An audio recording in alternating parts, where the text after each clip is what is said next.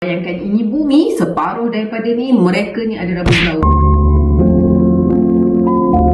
Separuh daripada populasi manusia yang ada di bumi ni dijangkakan akan dapat rabun jauh menjelang tahun 2050. So bayangkan ini bumi, separuh daripada ni mereka ni ada rabun jauh. So apa yang kita boleh buat, ibu bapa yang ada anak-anak ada rabun jauh ni, kita kena tahu method untuk kita kontrol power daripada naik. Setiap tahun tu kita kena kontrol daripada makin naik. So salah satu caranya yang available di Astana Automatic ialah cermin yang control power, Mio Smart, yang gunakan DIMS teknologi, di mana bila pakai je cermin mata tu akan bertindak untuk mengontrol power anak-anak ni daripada naik lah. Yang kedua ialah ortokeratologi. Nama pendeknya ortho-K ni, dia ialah sejenis contact lens. Tapi contact lens ni salah satu functionnya ialah untuk control power tu daripada cepat naik. Okay, dan function lain untuk contact lens ni lah untuk bebas cermin mata lah. Okay, yang ketiga yang available lagi di Astana ialah cermin mata yang bila dipakai dia macam multifocal ataupun cermin mata jauh dekat ni. So itu pun salah satu method untuk kita control power anak kita ni daripada cepat naik. Tak kisah method